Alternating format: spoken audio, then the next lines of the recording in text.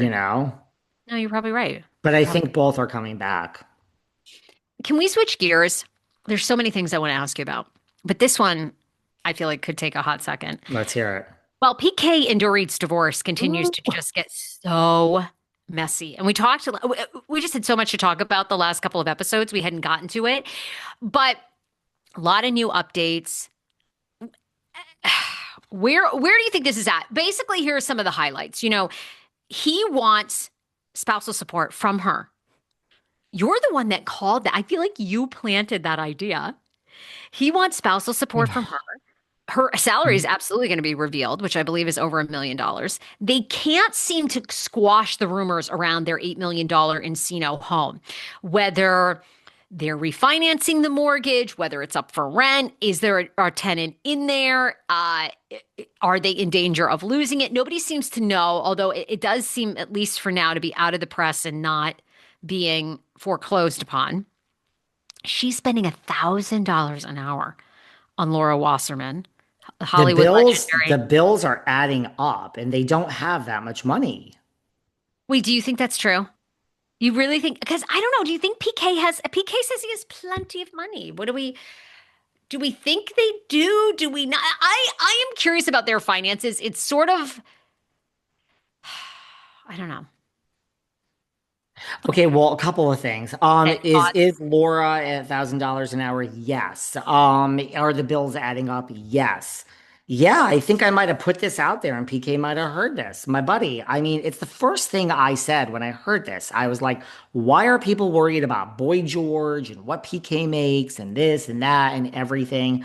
I'm like, Dorit makes, yeah, I think it's over $1 million if I had to take a guess. I'm like, why? I mean, you could be rich and you could make 900,000, you can make 1 million. It's really hard to like consistently make $1 million a year. I mean, listen, it's not impossible at all. It's very, but the average human being, I mean, it's different. You're on a TV show, it's guaranteed money, you're invited back. I mean, it's not guaranteed you'll be back.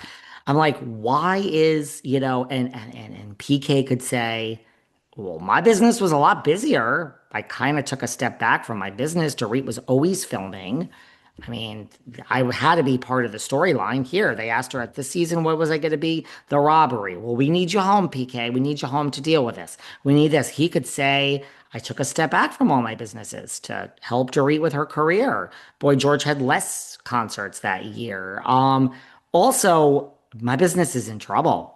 They all watched Real Housewives of Beverly Hills, and they're not too happy working with me anymore with how I was portrayed. I mean, Michael Darby said his businesses went bad because they said he was gay. PK could say, nobody wants Well, to work with me. And we could say, well, that's why. PK, you're nobody wants to work with you for other reasons, dude. And he could say, really? Prove it. Because I think it's from the show and I have a horrible reputation. You're saying this about me on the show, and I did this and I did that, and I don't love my kids, and I was all out. And Dorit said, I didn't love my kids. Guess what? All of a sudden the phone stopped ringing.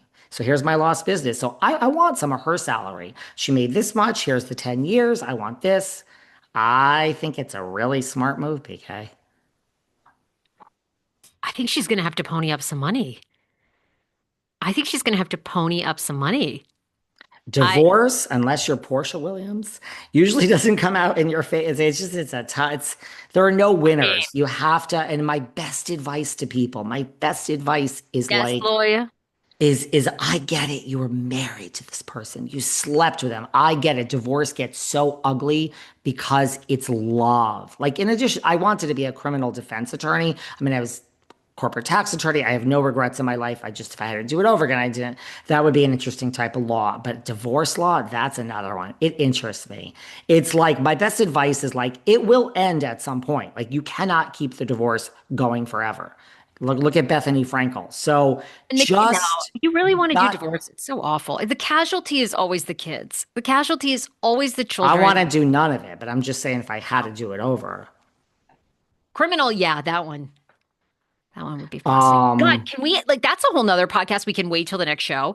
But can we do some updates on the Diddy trial and yeah. Justin Baldoni and Blake Lively? I mean, I'm beginning to lose faith in our justice system. I know a lot of people are listening to this going, just now, bitch. Like, I mean, You think that what? He's because I I haven't don't been think following it. I He's gonna don't get think off today. I actually think Diddy's gonna be out of jail. They've Okay. dropped a lot of the major charges. Now, I don't know. People are still Hmm. saying the RICO seems to stand, but they've dropped a lot of the commuting people across state lines. I have not heard anything so far. I mean, he's an abuser, he's a drug addict, he's a fucking nut. But I mean, I don't know. Like, did he force these people to do this? It does not seem like, and did he negotiate, That's sell prostitute? Where is the evidence? That's where his team started. They said, there's no question that before you is a bad, horny guy, whatever they said. He's Ugh. this, he's that, he's this, he's that, he's everything else. He's not a pillar of strength. No, this is not who we look up to in the community, but they must prove beyond a reasonable doubt that he actually did all these things because the law says, I mean, that is what a lawsuit is. You have to apply the facts of your case to the letter of the law. And did those facts, did it get proven by the prosecution beyond a reasonable doubt that this particular law, as charged by the judge to the jury, was met?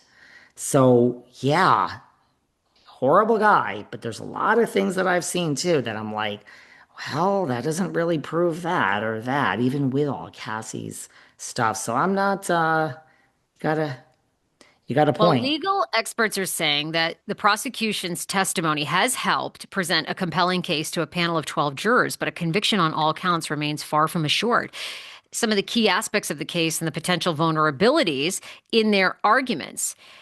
Cassie helped build sex trafficking case. A witness for the prosecution, Miss Ventura, Mhm. testified. Anyway, prosecutors alleged Mr. Combe used drugs, violence, manipulation to pressure several women into unwanted encounters and male escorts. But we will see, is that enough for a big conviction?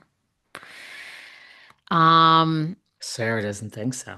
I'm getting nervous. Look, I think he's guilty of all the, well, I think he's a horrible person. But the prosecution announced that they are no longer pursuing attempted arson and attempted kidnapping theories. Wow. Yeah. I mean, again, like they came out with a ton of charges against him. So, I mean, you're a lawyer. This is sort of what they do anyway, right? The government, the state usually does as many charges as possible, knowing that's kind of a bargaining chip. You drop some, along the way. Hmm.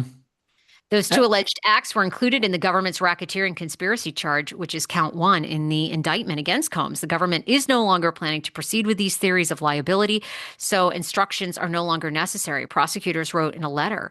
Attorneys met with the judge on Wednesday afternoon to discuss jury instructions. Hmm, And interesting. yet those boys, I mean, some people think they deserve it, but let the boys out of jail. Let Menendez brother. Eric and Lyle. Yeah.